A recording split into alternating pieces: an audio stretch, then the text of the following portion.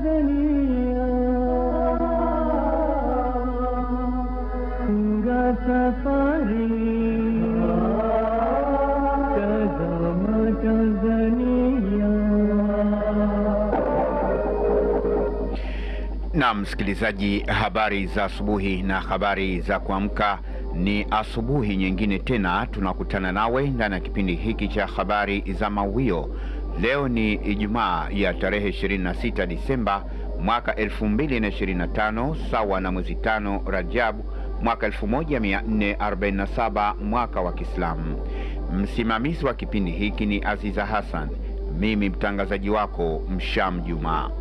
Tulionayo asubuhi hii: watu wawili wamepandishwa mahakamani baada ya kumdhalilisha mtoto wa kiume mwenye umri wa miaka 16.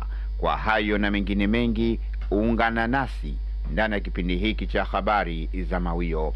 Msikilizaji, tunakianza kipindi chetu asubuhi hii kwa taarifa yake Salma Khamisi.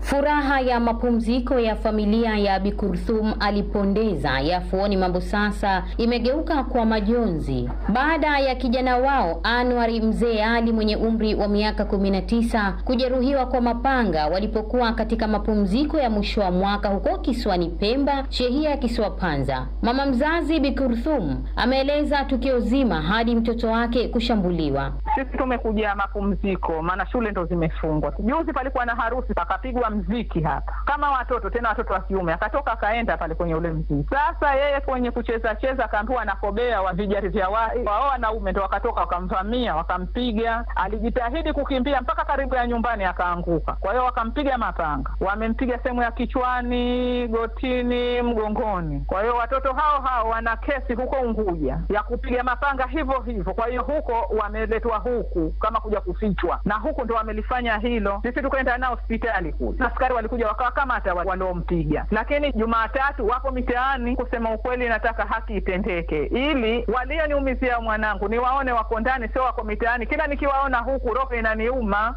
naona kama sikutendewa haki. Sheha wa Kisiwa Panza Haji Alishali ameeleza anavyolifahamu suala hilo pamoja na hatua aliyoichukua. Tukashirikiana kwa pamoja na hao wazazi wa mtoto ambaye alifanywa hilo tukio, tukawakamata. Baada ya kuwakamata, moja kwa moja wamepelekwa kituo cha polisi, na baada ya kupelekwa kituo cha polisi pale, na maana wamekaa karibu siku 2, siku ya 3, Jumatatu pale walienda hawa wenye watoto ambao wamefanya hilo tukio, wakaja wakaniomba barua ya dhamana, wakaenda wakawachukulia dhamana. Sasa mimi ninachoangalia kwamba dhamana ni haki ya mshtakiwa, na sisi kama sheha kwa upande wetu inakuwa sio kesi kama hizo tu, inakuwa ni kesi kibao. Mtu wanakuja wanaomba karatasi za kwenda kuwachukulia watu dhamana, na kuna makosa sisi tunafahamu kwamba ni makosa ya kijinai, lakini hata kama mfano sheha ametoa hiyo barua, mfano kama inaonekana kwamba ni kesi ya jinai, mfano wao polisi hawana haki ya moja kwa moja kutoa hiyo dhamana. Nikiripoti Salma Khamisi wa habari za Mawio. Shukran Salma Khamisi kwa taarifa yako hiyo. Watu wawili wamepandishwa mahakamani baada ya kumdhalilisha mtoto wa kiume mwenye umri wa miaka 16. Juma Ture na taarifa zaidi.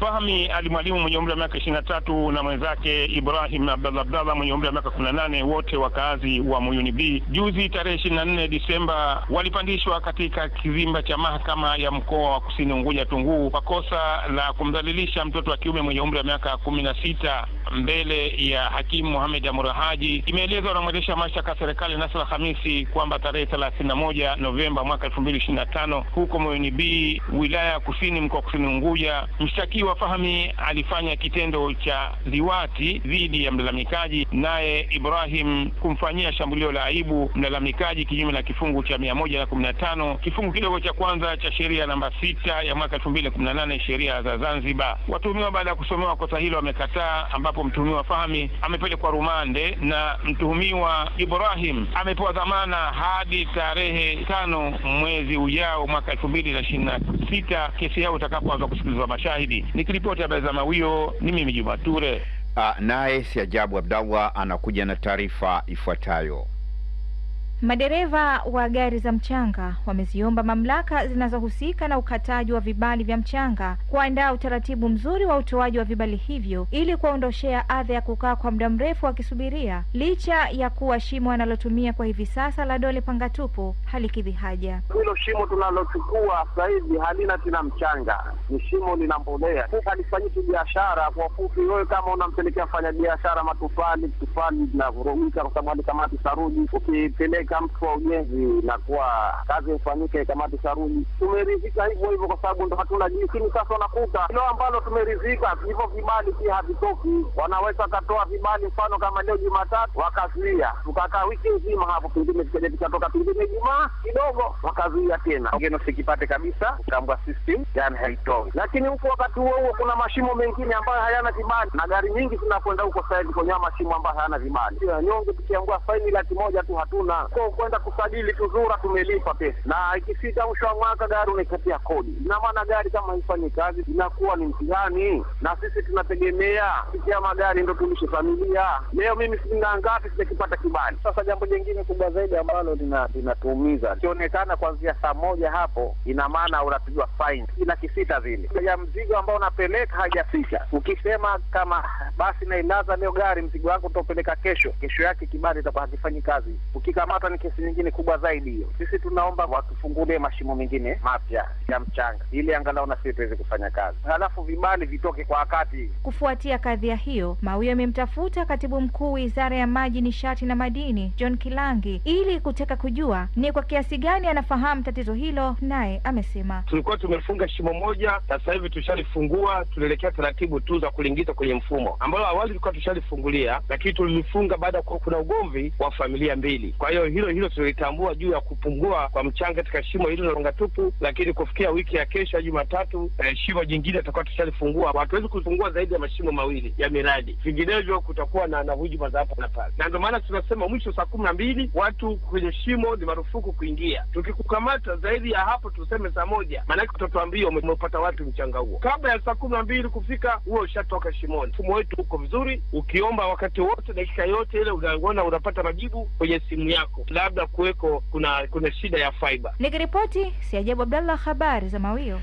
Na msikilizaji, basi tukamilishe kipindi chetu asubuhi hii kwa taarifa yake Ridhiwana Hamisi.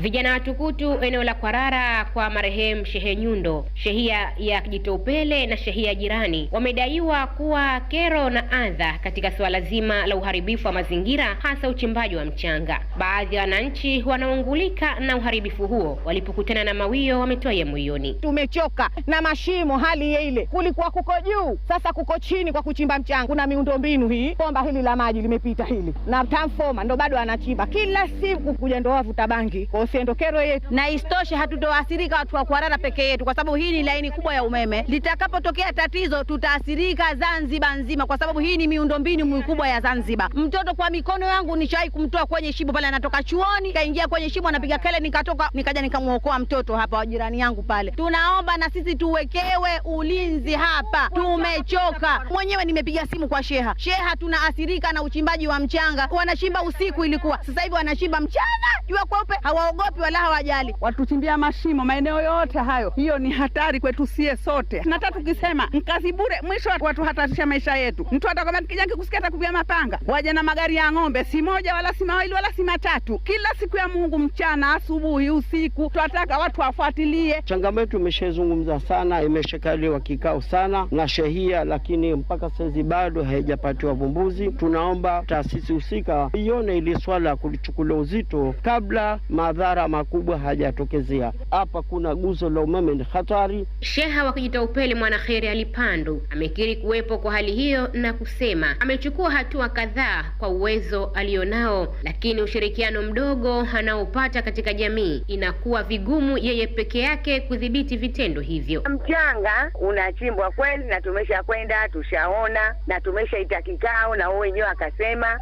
na mimi kwa Kijitopele maeneo ya Kwarara nimeshazungumza na wenye magari ya ng'ombe kutokea Kwarara. Athari inofanyika pale si ndogo, watu wa mazingira wameshakuja pale na ile hali wameshaiona. Na chengine, watu wa mtaa ule hawataki ulinzi shirikishi. Wangeliunda ulinzi shirikishi, yale mambo mengine yangepunguka, na askari wetu shehia akiwa anashiriki, naamini wazi hawatokuja kuchimba mchanga tena. Mohamed Said Abdallah Zungu, afisa mazingira wa Baraza la Manispaa Magharibi B, alipoulizwa na Mawio kuna mipango gani ya kudhibiti kadhia hiyo ili wananchi wa maeneo hayo waishi kwa amani, afisa Zungu ameeleza. Hili jambo tayari kabisa kama wilaya ya Magharibi B tumeshalichukulia mikakati ambayo hivi karibuni tu itakuwa inafanyika ya kuhakikisha tunadhibiti wamiliki wa magari ya ng'ombe na wenzetu wa kamati ya ulinzi na usalama. Kifupi, tunazo operation tutakazo kwenda nazo ili kusudi tukomeshe uharibifu wa kimazingira katika masuala ya uchimbaji wa mchanga. Kutoka shehia Kijitopele, wilaya Magharibi B, Ridwan Hamisu, habari za Mawio.